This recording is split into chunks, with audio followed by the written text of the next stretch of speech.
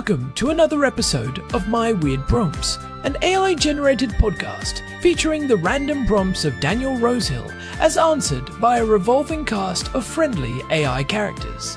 Join us for deep dives into AI, technology, and whatever other random thing Daniel finds fascinating today. Subscribe on Spotify or your favorite podcatcher. Now, today's episode. This episode was generated using artificial intelligence. Please verify facts. Hi there, Herman and Corn. I am loving listening to your episode about the high-rise development in Jerusalem. You made a good comparison, calling it like a sugar high, that the city loves it for the quick influx of development capital, but you liken it to having safe deposit boxes in the sky. You mentioned as well the brain drain, which I actually didn't mention in my prompt, but it's a very well-known and significant problem here in Jerusalem. This idea, and I've seen it certainly with people that my wife and I have been friendly with over the years and have moved to Tel Aviv and elsewhere, and I left Israel. And a byproduct of the high rents and high cost of property and the relatively low or underpowered local economy and lack of job opportunities. It's a really bad mixture. And I think that you hit the nail on the head about the effect of these high rises as creating these safe deposit boxes in the sky. And you called it performative density, which is a really interesting turn of phrase, I must say. Corn can be quite poetic with his choice of words. It's creating the impression of density without the actual benefits of having a large amount of people in a city. But if we talk about some of these issues that we've touched upon in different episodes related to Israel, and most of our episodes are not Israel specific, but we have covered local dynamics in a few of them. We've talked about the cost of living. We've talked about this housing crisis and the kind of perverse focus on luxury housing in a city where most people are just trying to get on the property ladder full stop. And the impression I have, and I have to say, I went into quiet Zionism mode after October 7th. I am a Zionist. I'm Jewish. I believe greatly in the state of Israel, that it has to exist, that it's the place for Jews to be. I'm very aware of the fact that many people would be alienated just by that statement in this podcast. So I'm already probably speaking to an audience of only a few people who share my belief about Israel fundamentally. But within this cohort, there's another subset of people who might agree with me that it feels like something has gone fundamentally really wrong with the state of Israel. I'm not seeing this as really even a disgruntled person who came here, because in many ways my life has been enhanced, and I've continued to think that moving to Israel was the best decision of my life. But there's just this, I think it comes in waves where you have, I mentioned the fact that my wife and I were displaced from our rental due to a leak that just kind of turned into this ridiculous, crazy landlord situation. And I guess it's when you have these personal moments of crisis that the kind of inequality in the system kind of hits you the hardest, and you kind of, it smacks you in the face. And I feel that something has gone very wrong in the state of Israel. The achievements of Israel are amazing. The fact that it's withstood basically a campaign since its very inception to eliminate it. And the fact that it's not only done that, it's not only survived, but it's thrived and it's become a global superpower. It's absolutely amazing. But sometimes when I read back about these accounts from the early days of the state, when Israel was a much poorer country than it was now, much, much less developed, and almost kind of an agrarian backwater, in certain respects, it feels like a better place, because there's something to be said, I think, for everyone being in the same pot.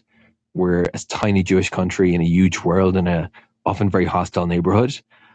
But it seems to have rapidly morphed into this extreme ultra-capitalist society, dog eat dog. And created this giant gulf between, and I think that the property / real estate is kind of just maybe the where it's most profound, where people who basically just the early generations who were here, let's say, often bought property or received property for nothing or for very cheap. A lot of established Israeli families have multiple properties in the family that they pass down through generations, use in investment properties, and profit from those who come after them as immigrants. And I can't speak for Herzl or Ben Gurion, but it feels to me like this whole social contract of Zionism, that this was a collective project, is defeated a bit when we've succeeded in making it almost impossible for later generations to come and build a life here because of basically the greed of previous generations. And it kind of hurts me to say that, but I think it's the only way that it's fair to put it. So I think Israel is a really interesting case study in a country that's dramatically become more prosperous, but also these huge gaps have just opened up in society that don't show any sign of lessening. It feels like a very two-tier society has opened up here, not just between the different sectors, Jewish, Arab, and ultra-Orthodox, but even just within the Jewish sector, the majority of the country, between a tiny high-tech elite, those who have become wealthy, and really talking mostly here about people who have exited, sold their companies, and that's probably realistically a very, very small fraction of the population. And a large group of people that have come to Israel as immigrants, maybe the whole idea of Israel being a home for Jewish people. And I think I've just increasingly certainly seen this dynamic happen to a lot of people that I've known who've come and gone, thinking this place is impossible. It's far too expensive. Property is unaffordable. And we just can't make a living here. It doesn't add up. So that's what I'd love to talk about, Herman and Corn, the case study of Israel. What do you think has happened here? And more importantly, I think, do you think there's any way back? I don't think that the solution to Israel's crazy inequality is to give up on the wonderful technology that has created prosperity and brings great technology out to the world, and for us to become, go back to being a poor country. But I think there is something that it's very hard to put your finger on it sometimes, but it just feels like something's gone very wrong here. So Herman and Corn, let's talk about the state of Israel. How and when did it go from being this kind of socialist backwater to what it is today?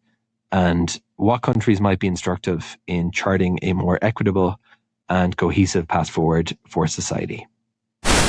You know, Herman, I was looking out the window this morning at those new towers going up over by the entrance to the city, and I couldn't help but think about our conversation last week. We talked about those vertical safety deposit boxes and the ghost apartments in one of our earlier episodes, but Daniel sent us a follow-up that really pushes the lens back even further. He was reflecting on his own recent housing nightmare, being displaced because of that leak and dealing with the sheer inequality of the Jerusalem rental market, and it got him thinking about the bigger picture. It is a massive picture, Corn, and honestly, it is one of the most dramatic economic transformations of the last century. By the way, for those just joining us, I am Herman Poppleberry. And yes, Daniel's prompt is hitting on something we feel every day living here in Jerusalem. We are essentially living in a case study of what happens when a country undergoes a total personality transplant, economically speaking. We went from being this austere, socialist, agrarian experiment to an ultra-capitalist high-tech superpower in what feels like the blink of an eye. It really does feel like a transplant. And the rejection symptoms are starting to show, right? Daniel's question is basically, how did we get here, and can we fix the social contract without breaking the engine that made us prosperous? It is a tough needle to thread. Most people see the high-tech success and think it is all sunshine. But as Daniel pointed out, it has created this massive economic divide. So, Herman, let's start with the when. Because Israel wasn't always the land of venture capital and unicorns. Not even close. If you look back at the first 30 years of the state, from 1948 through the late 70s, Israel was essentially a centralized, labor-led economy. We had the Histadrut, which was this massive labor federation that wasn't just a union. It actually owned many of the country's biggest industries. It was a weird hybrid system. You had the kibbutz movement, which was the ideological heart of the country, focused on agriculture and collective living. The state controlled everything from the price of bread to who got a telephone line. It was poor, it was egalitarian, and it was deeply bureaucratic. I remember reading that back then. If you wanted a phone, you might wait years for the government to install one. It is wild to think about that now, in a country that basically lives on its smartphones. But there was a breaking point, right? That socialist model didn't just fade away, it crashed. It crashed hard in the early 1980s. We are talking about hyperinflation that reached 445% in 1984. Imagine going to the grocery store in the morning and the price of milk has changed by the time you leave in the afternoon. People were literally rushing to the bank to dump their shekels for dollars the second they got paid. It was unsustainable. That led to the 1985 Economic Stabilization Plan. That is the moment, Corn. That is the pivot point where the old Israel started to die and the new one was born. 1985. That was a bipartisan effort, right? Shimon Peres and Yitzhak Modai. They basically forced the country into a cold turkey transition. They slashed government spending, froze wages and prices, and started the process of privatization. Exactly. It was brutal, but it worked to stop the inflation. But more importantly, it changed the DNA of the economy. It moved the power away from the labor unions and the government and toward the private sector. And then the 90s happened. That was the perfect storm. You had the end of the Cold War and the massive wave of immigration from the former Soviet Union. We got over 1 million new citizens, many of whom were highly educated scientists, engineers, and doctors. Right. And we also had the Yozma program in the early 90s. The government basically said, if foreign venture capitalists invest in Israeli startups, the government will match that investment. It was a masterclass in using state funds to jumpstart a private market. It was genius, honestly. It de-risked the investment for outsiders. And because we had all that human capital from the Soviet Aliyah and the technological spillover from the military's elite units like 8200, the tech sector just exploded. But here is where Daniel's point about the divide comes in. That growth was incredibly lopsided. We created what economists call a dual economy. A dual economy. I like that term, though the reality is pretty grim. It is like we have two different countries occupying the same space. You have the high-tech elite, maybe 14% of the workforce, who are earning global-level salaries and generating over 50% of the country's exports.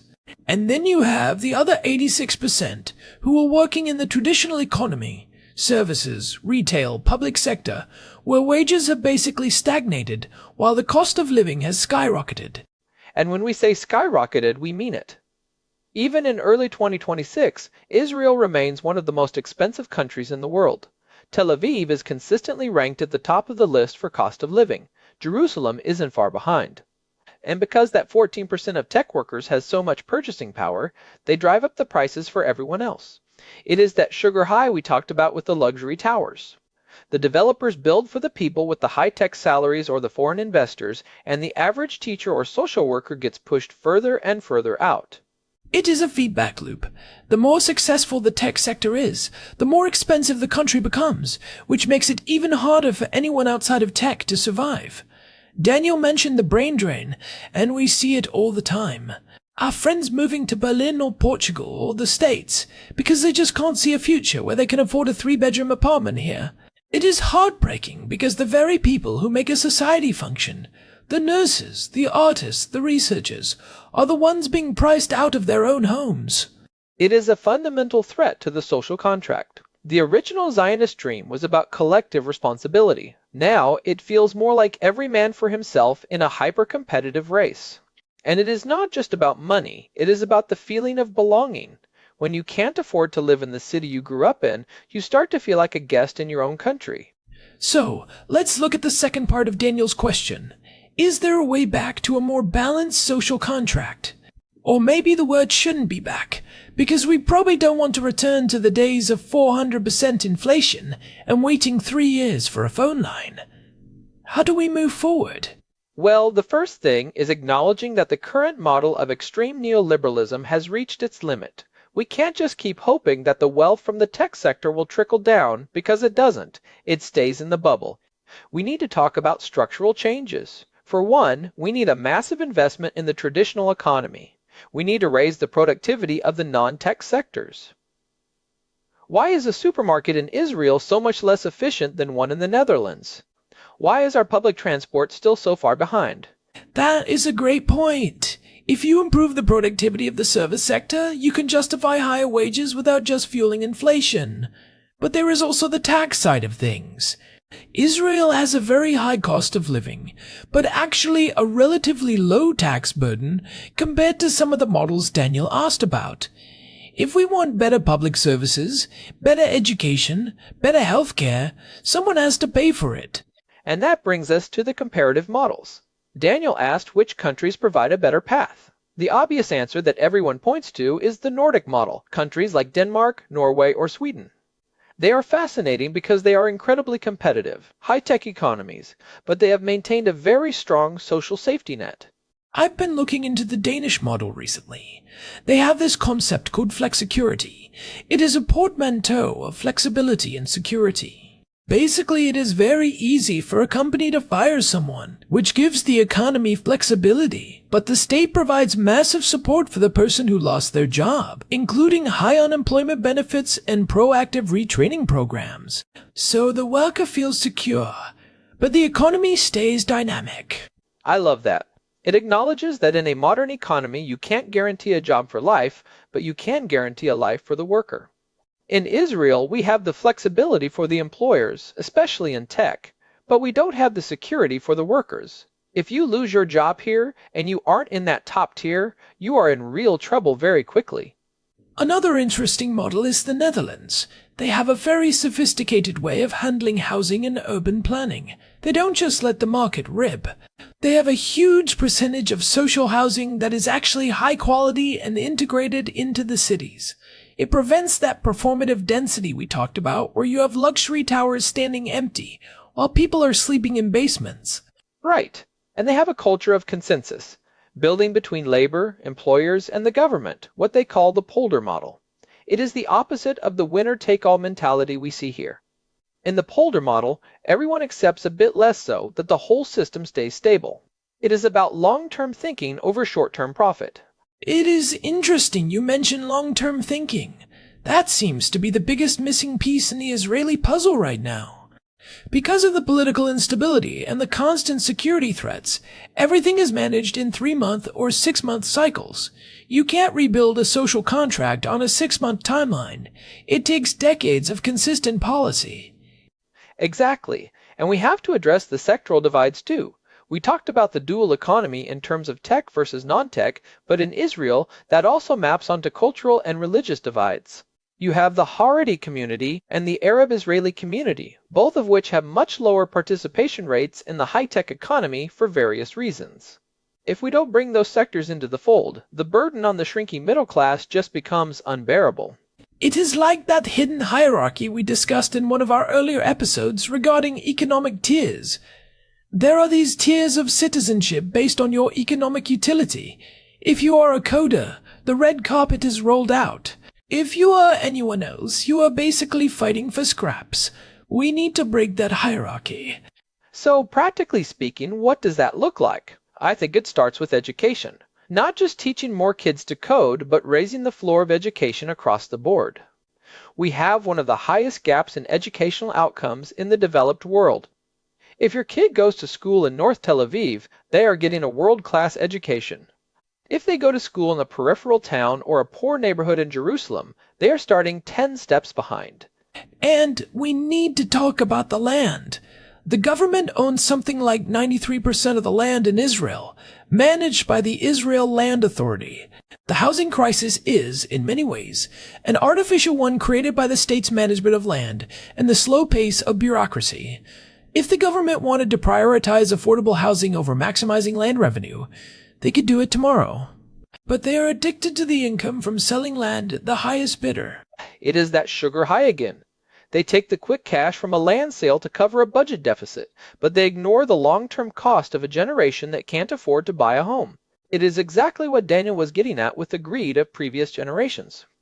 People who bought apartments in the 70s for the equivalent of a few years' salary are now sitting on assets worth millions, while their children can't even afford the rent. It is a massive transfer of wealth from the young to the old, and from the poor to the rich. So, if we look at those models like Denmark or the Netherlands, the common thread is a high level of social trust.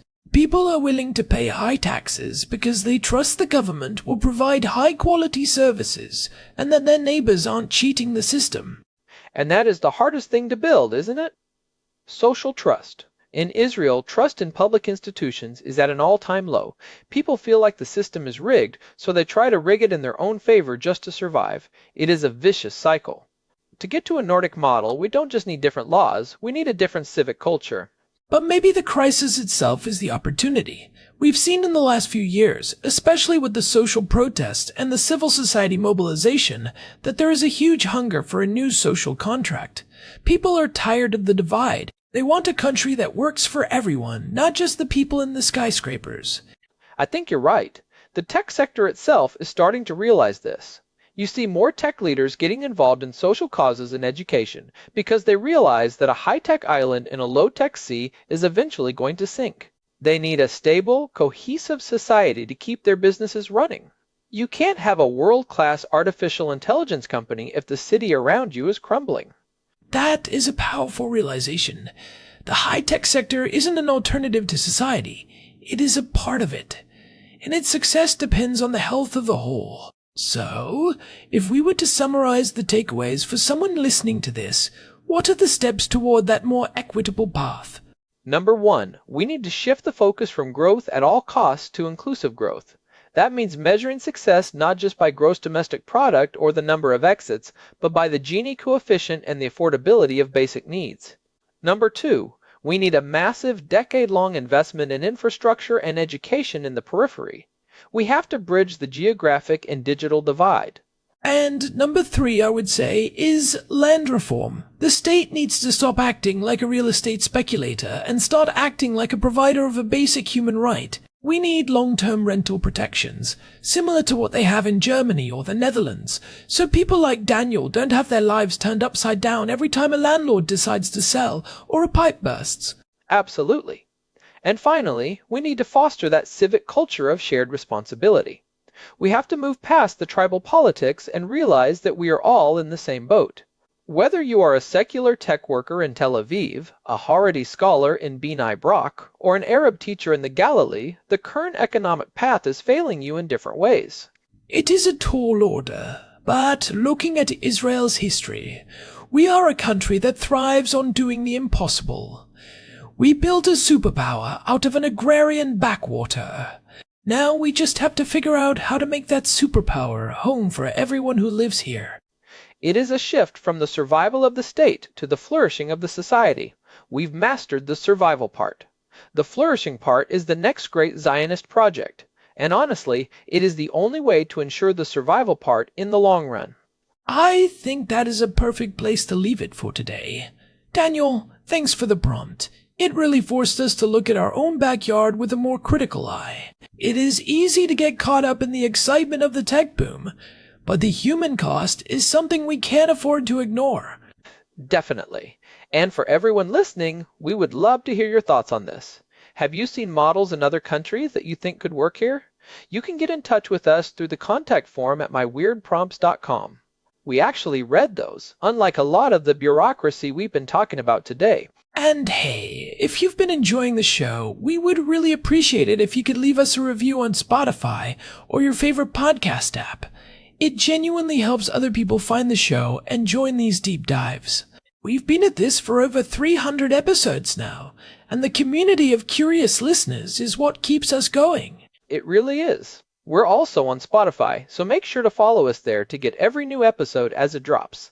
We've got some fascinating topics lined up for the coming weeks, including a deep dive into the microbiome and how it might be controlling your moods, which connects back to some of the health topics we've explored in previous episodes. Oh, that is going to be a good one. Herman has been reading a stack of papers on gut bacteria that is taller than his. Hey, it is a fascinating world down there. But for now, we'll sign off. This has been my Weird Prompts. Thanks for listening, and we'll see you in the next one. Stay curious, everyone. See you next week, Herman. I'll see you at the coffee machine. I'm already on my way. Bye, everyone. Oh. This episode was generated using Gemini Flash 3. Text-to-speech engine was Chatterbox Turbo. Thanks for listening to another episode of My Weird Prompts, an AI-generated podcast featuring Daniel Rosehill's AI prompts, as answered by a revolving cast of friendly AI characters including me, Cornelius the Sloth. Subscribe on Spotify or visit myweirdprompts.com.